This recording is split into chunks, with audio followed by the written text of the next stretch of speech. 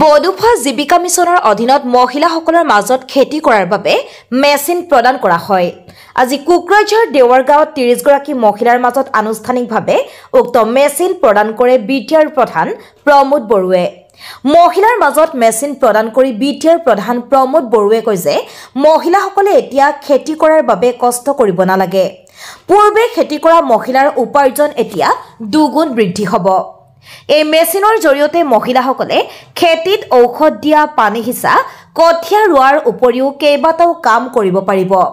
মূলতঃ সকলো খেতি কৰিব পৰা মেচিন প্ৰদান কৰি প্ৰমোদ বৰুৱে কয় যে মহিলাসকলে এতিয়া নিজৰ ইচ্ছামতে কাম কৰিব পাৰিব। আজি চিৰাং জিলাত ১৭খন আৰু কোকৰাঝাৰত ৩০খন মেচিন প্ৰদান কৰা বুলি জানিবলৈ দি বৰুৱে বিটিআৰত খেতি কৰা মহিলাৰ মাজত মুঠ ১০০খন মেচিন প্ৰদান কৰা হ'ব বুলি জানিবলৈ দিয়ে। ইপিনে কোকৰাঝাৰৰ বিধায়ক লৰেন্স ইছলাৰীয়ে কয় যে আধুনিক পদ্ধতিৰে খেতি কৰাৰ বাবে আজি মহিলাৰ মাজত মেচিন প্ৰদান কৰা হ'ল। এই মেচিনৰ জৰিয়তে খেতি কৰা মহিলাই লাভৱান হ'ব বুলি কয় বিধায়ক লৰেন্স ইছলাৰীয়ে।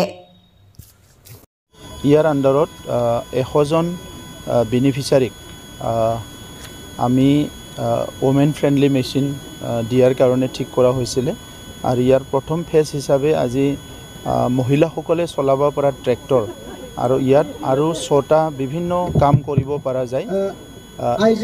এক নম্বৰ হৈছে যে আপোনাৰ পানী সিঁচিব পাৰে, ঔষধ দিব পাৰে, ঢিপ বনাব পাৰে, কঠীয়াৰ কাৰণে মাটিটো প্ৰিপেয়াৰ কৰিব পাৰে, তেনেকুৱা ৬টা কাম কৰিব পাৰে। গতিকে আমাৰ কিছুমান অলপ মাৰ্জিনেলাইজ ফাৰ্মাৰ বা কম মাটি থকা পৰিয়ালবিলাকৰ যিসকলৰ মহিলাই কামটো কৰি আছে তেখেতসকলে আৰু কাৰো ওপৰত নিৰ্ভৰ হ'ব নালাগে। স্বনিৰ্ভৰ হৈ গ'ল এই ট্ৰেক্টৰটো পোৱাৰ পিছত। আৰু বাৰিষাই হওক, খৰালিয়ে হওক, ৰবি শস্যই হওক বা শালি খেতিয়ে হওক, যেতিয়াই হওক ইচ্ছামতে কামবিলাক কৰিব পাৰিব। আৰু তেখেতসকলৰ উপাৰ্জন আগত যদি অলপ আছিলে এতিয়া সেইটো ডাবল হৈ যাব, যিটো নেকি আমাৰ প্ৰধানমন্ত্ৰী নৰেন্দ্ৰ মোদীয়ে ডাঙৰীয়াৰ এটা সপোন আছিলে ডাবলিং ফাৰ্মাৰ ইনকাম কৰা। আৰু ইয়াৰে আগ ধৰি আজি আমি বিটিআৰত এই মেচিনখিনি ডিষ্ট্ৰিবিউট কৰিছোঁ আৰু মই অলপ ইণ্টাৰেকশ্যন কৰিলোঁ সকলোৰে লগত। সকলো অলৰেডি খেতি কৰা।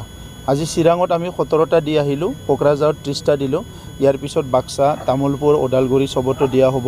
আৰু তেখেতসকলৰ আজি মই অধিক আমাৰ বাইদেউসকলৰ লগত ইণ্টাৰেকশ্যন কৰিলোঁ, চবেই কৰে। মই এজনী বিজনীৰ আমাৰ ছোৱালী এজনী লগ পালোঁ, খেতিয়ক হয়, তাইও মেচিন পাইছে। তাই নিজে পাৱাৰ টিলাৰো চলায়, ট্ৰেক্টৰো চলাব পাৰে আৰু চব কাম নিজে কৰে।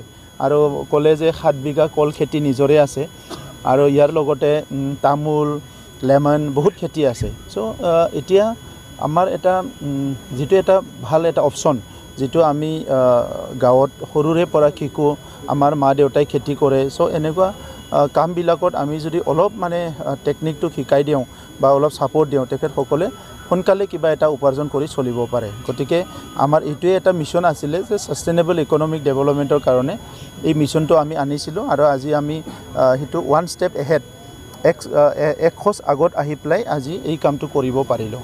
বিশেষকৈ মহিলাসকলক দিয়াৰ কাৰণ নাই, পুৰুষবিলাকতো আজি ডাঙৰ ডাঙৰ ট্ৰেক্টৰ চলায় বা খেতি কৰিয়ে আছে।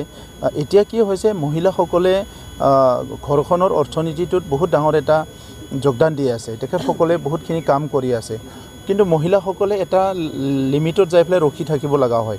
কিছুমান কাম তেখেতসকলে কৰিব নোৱাৰে। ধানটো তেখেতসকলে ৰুব পাৰে, কঠীয়াটো তুলিব পাৰে, চব কৰিব পাৰে, কিন্তু যেতিয়া হাল মাৰিব লাগে তেখেতসকলে ৰখি থাকিব লগা হয়। আৰু কেতিয়াবা পুৰুষে সময় পায়, কেতিয়াবা নাপায়। কোনোবা 3 বিঘা মাটি থকা মানে ঘৰৰ মালিকজনে এইখিনি মাটি এৰি পেলাই বেলেগত কাম কৰিব যায়। তেনেকুৱা সময়ত আমাৰ মহিলাসকলে ৰখি থাকিব নালাগিব। এই 3 বিঘা মাটি নিজে চাহ কৰি নিজে যি ইচ্ছা তাকে খেতি কৰিব পাৰিব। সেইকাৰণে কম উপাৰ্জনৰ পৰিয়াল বা আমাৰ মহিলাসকলক আমি টাৰ্গেট কৰিছোঁ, যাতে তেখেতসকলে ঘৰখন স্বাৱলম্বী কৰিব পাৰে। গতিকে এই স্বাৱলম্বী কৰাৰ কাৰণে এই আঁচনিটো। প্ৰশিক্ষণৰ ব্যৱস্থা আছে, মেচিন ইনষ্টল কৰা, মেচিনটো খোলা মেলা কৰা, ছাৰ্ভিচিং কৰা, মেচিনটো কেনেকৈ চলাব লাগে, চব টেকনিচিয়ানসকলে যাই পেলাই এইটো ঘৰে ঘৰে ট্ৰেইনিং দিয়া হ'ব আৰু তেখেতসকলে সুন্দৰকৈ এইটো চলাব পাৰিব। আৰু পেৰিয়ডিকেলি এটা সময়ৰ ভিতৰত মেচিনটো আকৌ ছাৰ্ভিচিং কৰিবলৈ মানুহ যোৱা হ'ব। ইতিমধ্যে কেন্দ্ৰীয় মন্ত্ৰী ওমেন ফ্ৰেণ্ডলি ফাৰ্ম মেচিন ইয়াত যোগান ধৰা হৈছে। বিটিআৰ অঞ্চলত মুঠ 100খন এই বছৰৰ কাৰণে এই মেচিনটো প্ৰদান কৰা হৈছে আৰু আমাৰ কোকৰাঝাৰত 30খন আজি দেৱৰগাঁও হায়াৰ ছেকেণ্ডাৰী স্কুলৰ যি খেলপথাৰ এই খেলপথাৰত যিসকল বেনিফিচিয়াৰী এই বেনিফিচিয়াৰীসকলক বিটিআৰৰ সন্মানিত চিফ প্ৰমোদ বড়ো মহোদয়ৰ হাতেদি ইয়াত প্ৰদান কৰা হৈছে আমি আশা কৰোঁ যিহেতু কৃষি বিপ্লৱৰ কথা বিটিআৰ চৰকাৰে কৈ আছে আধুনিক পদ্ধতিৰে খেতি কৰাৰ কাৰণে বহুতো ধৰণৰ বিটিআৰ চৰকাৰৰ পৰা পদক্ষেপ লোৱা হৈছে ইয়াত এগ্ৰিকালচাৰ মিছন বুলিয়ে ইয়াত কাম কৰি থকা হৈছে গতিকে এনেকুৱা এটা সময়ত বিটিআৰ চৰকাৰৰ ফালৰ পৰা যি ধৰণৰ আজি এই মেচিন প্ৰদান কৰিলে তাৰ বাবে মই বিটিআৰ চৰকাৰৰ ধন্যবাদ জ্ঞাপন কৰিছোঁ বিটিআৰ চৰকাৰৰ চিফ প্ৰমোদ বড়োক ধন্যবাদ জ্ঞাপন কৰিছোঁ এনেকুৱা এটা ভাল পদক্ষেপ লোৱাৰ বাবে এইটো সঁচাকৈ কৃষকসকলৰ কাৰণে বহুত উপযোগী বস্তু খুব লাগতিয়াল বস্তু ইয়াৰ দ্বাৰা আমাৰ খেতিয়কসকলে লাভৱান হ'ব বুলি আমি আশা কৰিছোঁ আমাৰ এই অঞ্চলত খেতিৰ যি বিপ্লৱ সেই খেতিৰ